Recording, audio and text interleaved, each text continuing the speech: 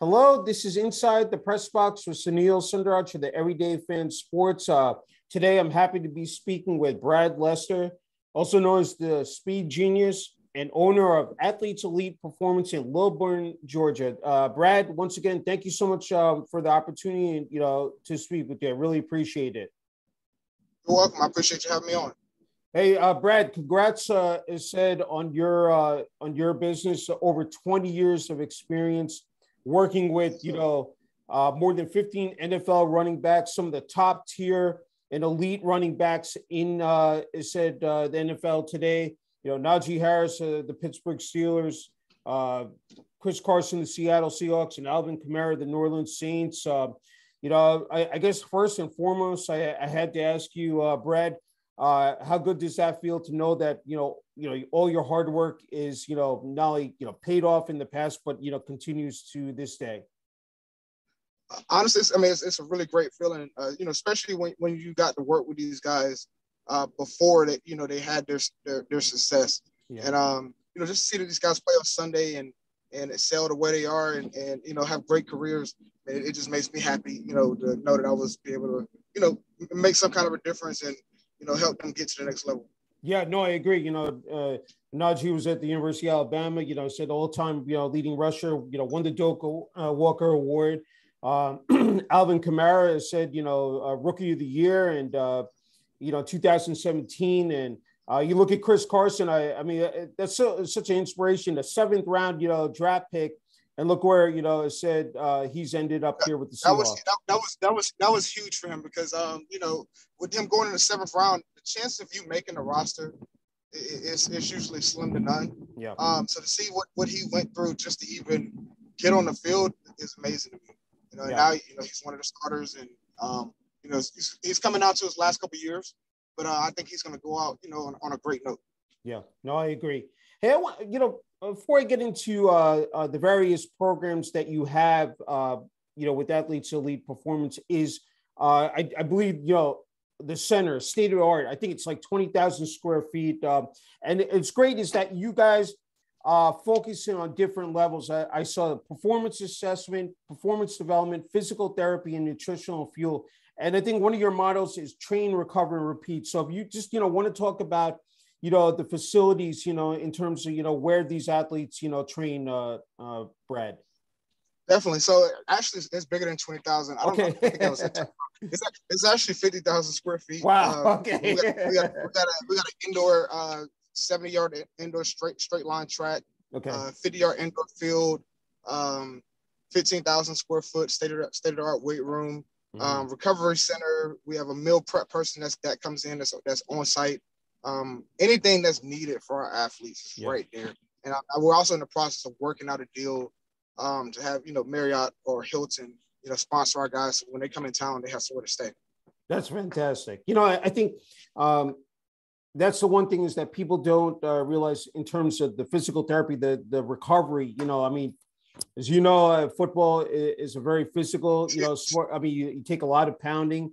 In terms of nutrition as well, what you put into your body, I said, if you want to, again, be at that peak, level, you have to, in terms of your diet. I just had to ask you, you played, football for a long time and you know what the grind is in terms of 24/7, 365. But again, when it comes down to, how you treat your body, how you recover, and then, once again, with, proper nutrition as well, Brad. It's huge. And so many people neglect that part of their game. And, your recovery, which is part of your nutrition, is just as important as the training phase. Yeah. So I always emphasize to the guys when they leave, hey, you should already have, your protein shake there ready to go.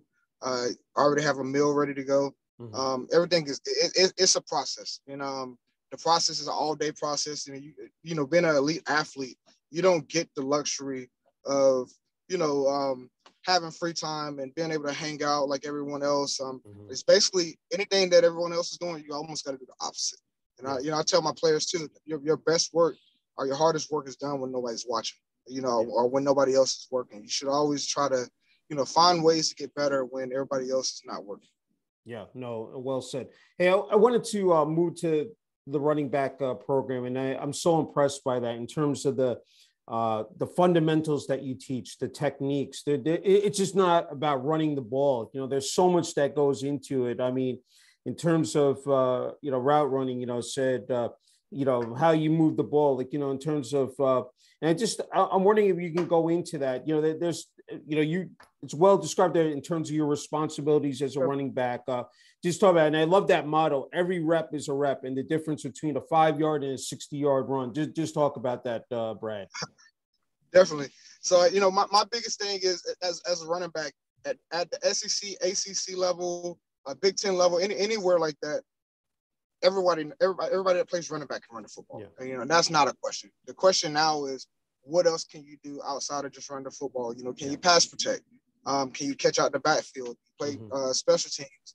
Are you dependable on not fumbling the football? I mean, it's just a lot of different things that come into play, and just being able to be a patient runner, and not self-doubt yourself, doubt yourself when things aren't going your way. It's like I always tell people, I say, hey, a 15 carry night for 60 yards can turn into 16 for 120 just by one long run. Yeah. And that just comes from being patient and trusting your game, and not panicking when things aren't going well. Yeah, I mean, it's just being versatile, being multifaceted in terms of, again, running, catching, blocking, as you alluded to. Hey, you're a busy man,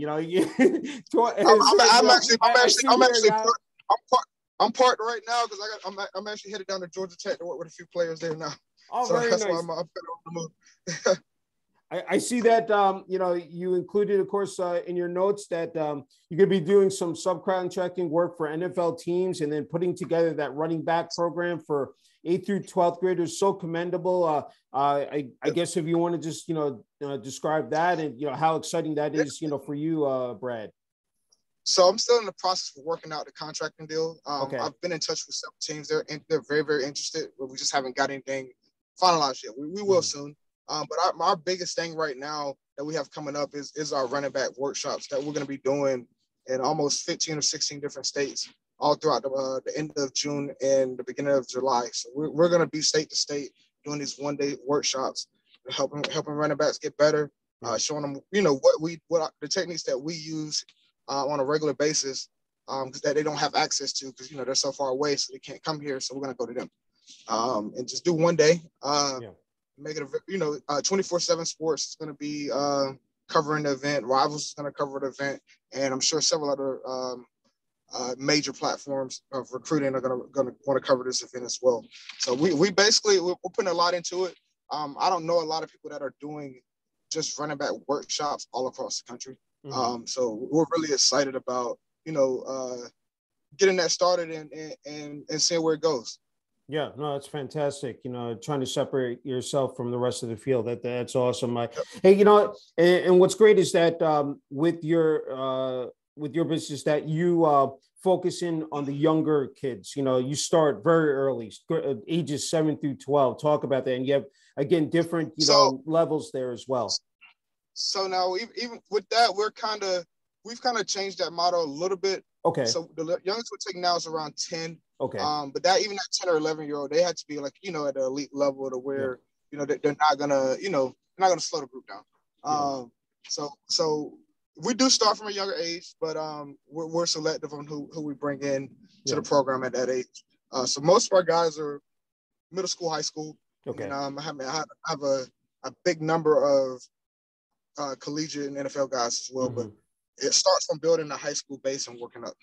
Yeah, that's tremendous. And what's great is that, again, going back to the skills, you work on that conditioning, that flexibility. There's so many intangibles that go into it, Brad, as well. Yes, sir. A lot. Yeah. And that's what a lot of people don't realize. As being a running back trainer, I'm more than that because I actually majored in kinesiology. Yeah. So anything human performance, speed development, strength development, power development, I can do that, on top of the running back training. So, just working with us and working with me, you just get all phases of the game. You get your speed, you get your training, and you get your position-specific work. So what does a daily schedule entail for you, Brad, every day? I'm not. So like today, I started at about 4:45 this morning. Okay. to about 8.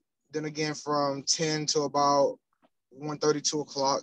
I'm on a break now, and then I'm headed to Georgia Tech as we speak. That's why I'm actually sitting in my car right now. So I'm headed to Georgia Tech now to train a couple running backs there. So it's always on the go. Yeah, that's what I was gonna say. It's a blessing. I don't complain about it. There's a lot of people that aren't working right now, or don't have whatever going on. So I'm fortunate and blessed to be able to do what I do. I'm just so fascinated what you were able to accomplish at Auburn University, and kinesiology, and taking classes there, doing an internship. Just talk about that process, just in terms of the academics, and just being able to again flourish on that level, Brad. I had changed my major, made me change back. So she's been really big on me about academics and finding life after football, and what I wanted to do after football. Mm-hmm. And so basically at the end of the day, I found out after football I wanted to do football. And so that's why I stayed in the field of what I'm doing, but just on the other end of it, as far as getting guys ready instead of me actually playing. And so it actually helped me a lot during my career as well while I'm studying. And then I'm training in the off season. I'm using everything that I learned in the classroom, mm-hmm. as well as what our staff and coaches provided to us as well. Yeah. Hey, stand out, said player on the football team, for the Tigers. Just remarkable numbers that you were able to put up, averaging 5 yards per touch, number one all-time touchdown, per carry leader. Talk about, playing, said there, for Auburn University. It was a pretty good feeling. We had some other good running backs. We had guys like Kenny Irons. We had guys like Tristan Davis, Mario Fannin. Carl Stewart was a great fullback. So when you had guys like that, and then when I first got there, it was kind of like Williams and Ronnie Brown. So to be there for, a year to learn from those two, and then, right after that, basically, moving to the starting rotation, it was pretty good. So, being, splitting carries with Kenny Irons was always, a pleasure because he was a great runner. Mm-hmm. And then after that, after Kenny left, I just pretty much took over the backfield. And then, I had guys like Mario Fannin and Tristan Davis there, that helped assist as well. And both of those were great athletes. Tristan, he played for 4 or 5 different NFL teams. Great guy, great mentor. He's a running back coach now too here in Atlanta. And so sometimes, I'll get players, and if we have a lot going on, or if I feel like they fit, with his program, because I think he trains a younger model. I always send him his way because he's a great guy, great teammate, and just try to always support each other. Yeah, that's outstanding. I'm wondering, just we see how today, the SEC, the premier conference, said in the country. I'm wondering, just seeing that tradition carrying, just I had to get your take on it. Just the landscape has changed so much, now, of course, with college athletics, college football, the NIL, and transfer portal, and there's so many variables now involved. Had to get your perspective on that, Brad. I think it's kind of long overdue, mm-hmm. but it needs to be more controlled. My opinion, I think in a perfect world, for these guys to get NIL deals, I feel like it should be held. The money should be held somewhere until they graduate. Yeah. And then once they graduate, finish their degree, they have something to start their lives with. But it's kind of hard to kind of monitor, where money's coming from, and it's a lot. It's a lot. Transfer portal now, with players not having to sit out anymore, it's changing the game. I feel like that part is very fair because, a coach can leave anytime they want to, and they don't have to sit out and stop coaching. So I feel like for players, it's a blessing that they can, if they don't get an opportunity where they are the first time, they can start over with the new school and not have any issues for us getting on the field immediately. That's true. Just going back, you were talking about some of those companies before, 24/7 Huddle. It's changed also in terms of social media now with athletes as well. Again, and you've been able to capitalize that on as well. I had to ask you just in terms of with athletes and even with your own business, just, how you've been able to, again, cash in on that and just thrive, with that. I had to ask you about that, Brad. Well, social media is a big platform. That's really where I get, 80% of my clients from Instagram, Twitter. Mm-hmm. Without that, it's kind of hard to get your name out there. Yeah. So I can say, social media platforms, using it in the right way is a huge benefit, huge benefit. Yeah, so. No, definitely. Okay, I wanted to ask you definitely about Parkview High School. I'm so glad you provided that information to me. I mean, that just, when you look back, I know you're smiling, I said 3 consecutive championships, a 52-game winning streak. I mean, just, spectacular numbers, 6,200 yards, average 10.1 yards per carry. I mean, just incredible numbers. Just when you look back on those times, especially, I mean, nothing better than high school football, Friday night lights, Saturdays during the fall. Just talk about, I mean, of course, I'm sure, you can relate to, what these athletes, has said, have experienced. Just talk about those days, just playing for Parkview High School. I mean, it was an amazing time. I mean, I had some great teammates back then that, made a huge difference. I had guys like Jeff Rancourt, who was #1 pick in the MLB draft when we came out of high school. Yeah. Had another running back, that was just as good as me, Sean Dawkins. I learned a lot from him. He's now the running back coach for University of Memphis. So having guys like that, and, Cecil Flo's a great coach.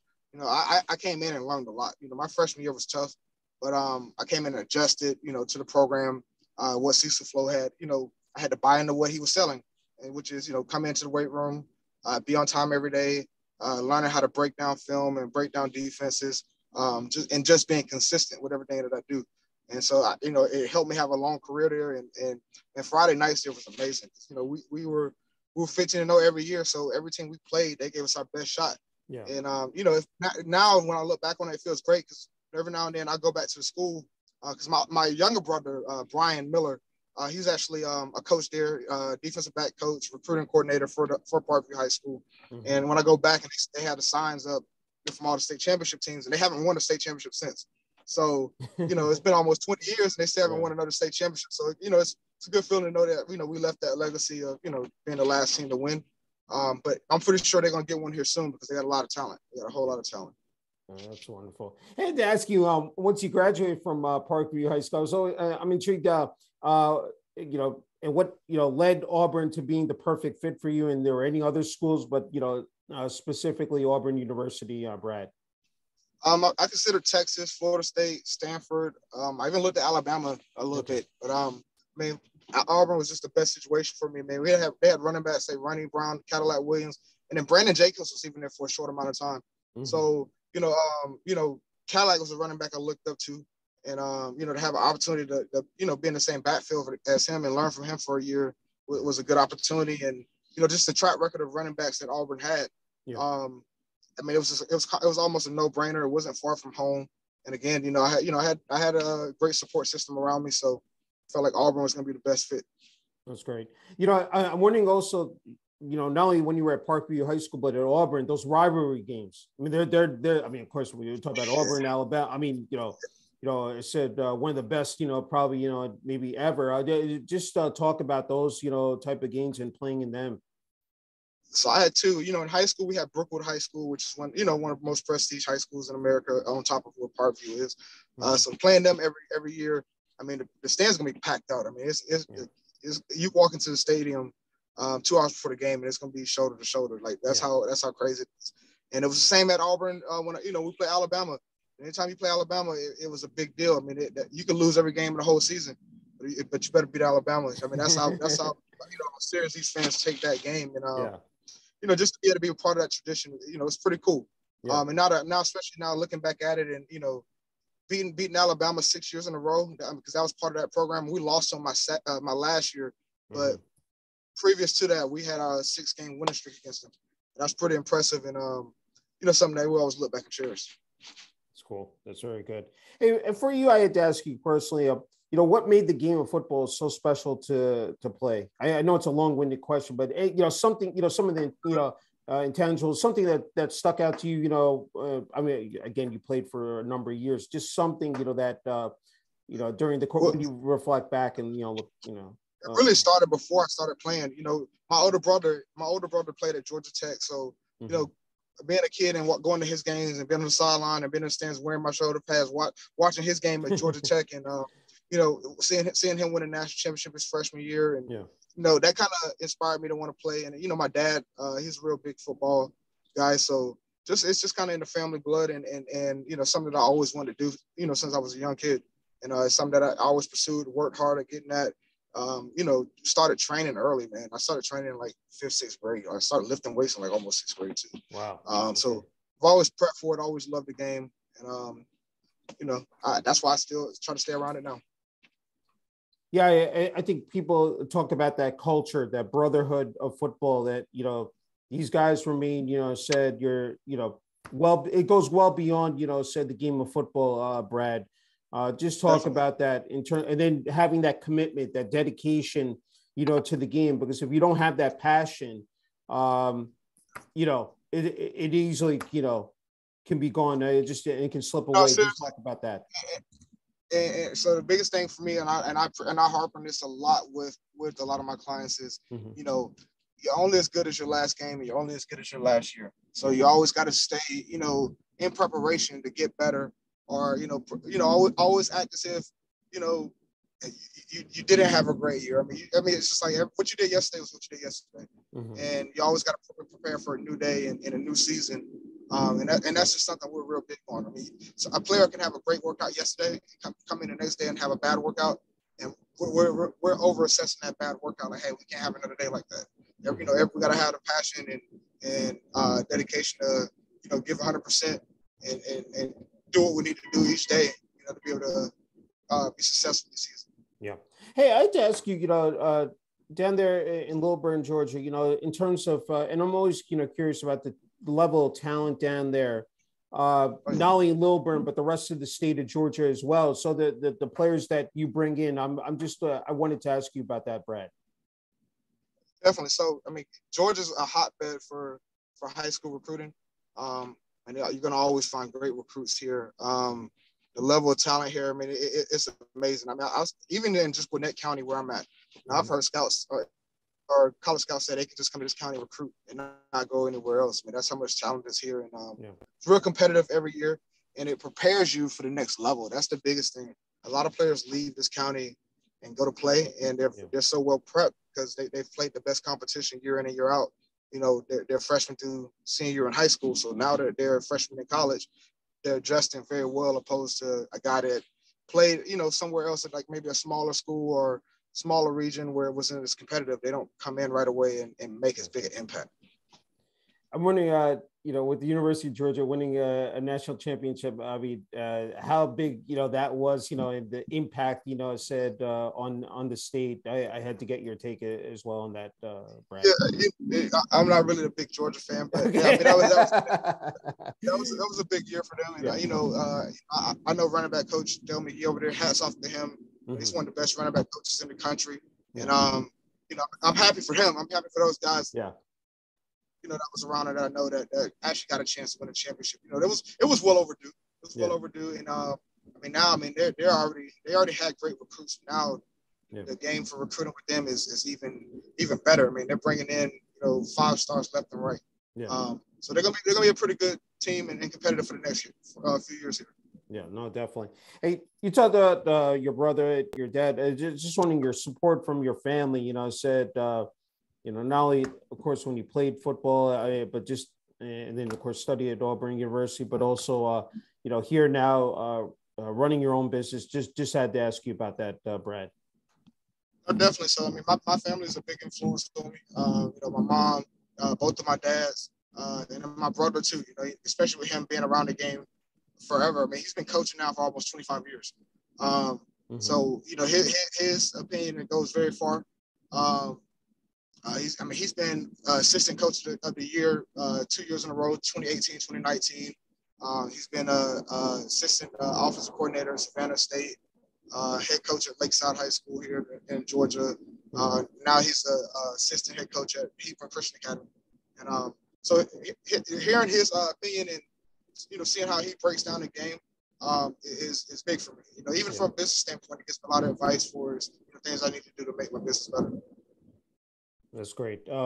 Hey, I didn't want to overlook that as far as you played in the CFL, I think, and also tried out for the NFL as well. I had to ask you about what those experiences were like for you as well, Brad.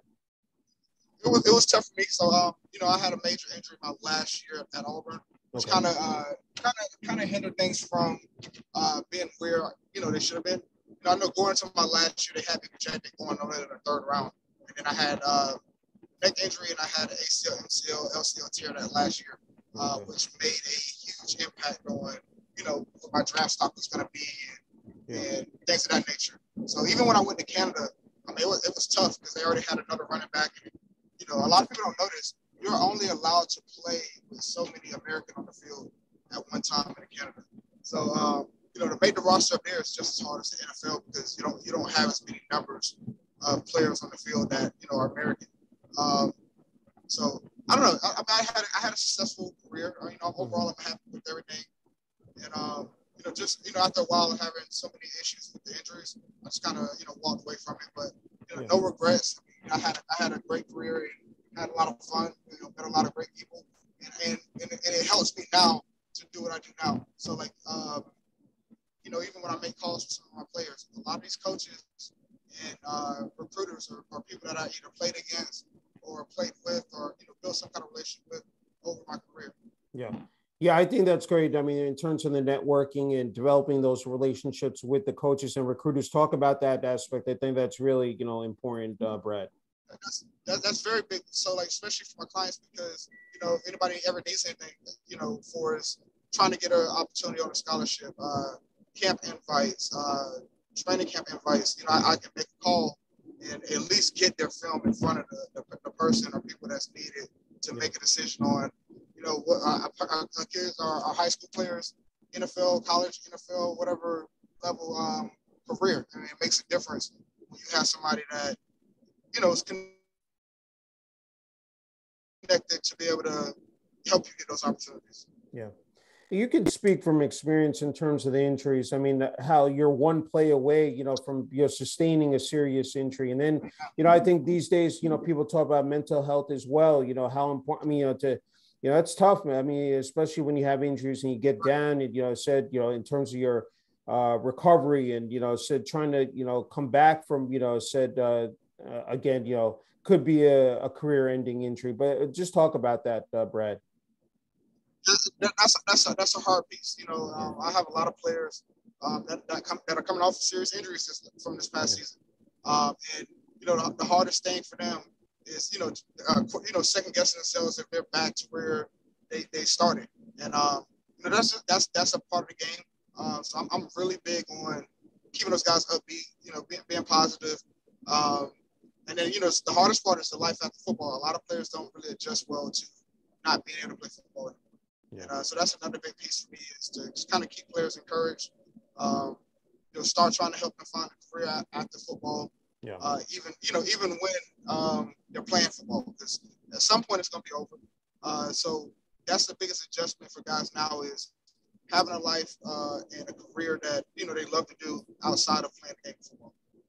I think this is an excellent field that you're in, because I think it's here to stay. It's, we talk about physical therapy, careers that are in demand, and that you talk about players having careers to fall back on. This is an excellent field to get in where you can really prosper and make a living, Brad. Oh yeah, definitely. I have a couple players that ask me for my advice in the training industry, and I'm open arms. If anybody ever asks any advice or mentorship or what I did, the things that helped me make it and the things that, felt like, hindered me in the beginning of my career. I'm very open about having conversation, to help the next person make it. You're a great mentor, Brad. I have to say, you definitely, it's just wonderful to see, how you've been able to pay it forward. Hey, before you get the last word, my final question is what your message would be to, younger, athletes out there, and even people who are willing to break into this profession as well that, are going to view this video and this interview. I just had to ask you about that, Brad. Best advice I can give is keep chipping away at what you're doing and sharpening your craft each day. You never know. You never know when that opportunity is actually going to break through and fall through in your lap. But you don't want to be in a situation where you're not preparing yourself, you're not perfecting your craft, to the point that you now get that opportunity and you're not ready. So I always tell players all the time and students all the time, always give your best, keep grinding. You never know when the opportunity's going to come. No, definitely. Okay, Brad, you get the last word, just in terms of, those athletes, those players that you're training, family, friends, former teammates, coaches, community there in Lilburn, Georgia, Parkview High School, Auburn University. The floor is yours, Brad. I just want to thank everybody that's been there through the process, man. It's never easy. A lot of people, they don't see the behind the scenes things that, go on, or, the things that are trials and tribulations that, players or people go through, to get to where they're at. And, just to have the support system that I had and, people that had my back and, kept me positive, kept me confident, and, just kept giving me the resources that I need to make it. That's what I always say. I appreciate them and thank you. It went a long way. Hey, Brad, just a, incredible honor and privilege being able to speak with you. Can't thank you enough. And again, wishing you continued success with athletes, elite performance, and, just keep up the great job, and can't wait to see, what you have, what you're going to do moving forward here. Yes, sir. I appreciate you. Thank you. Thanks.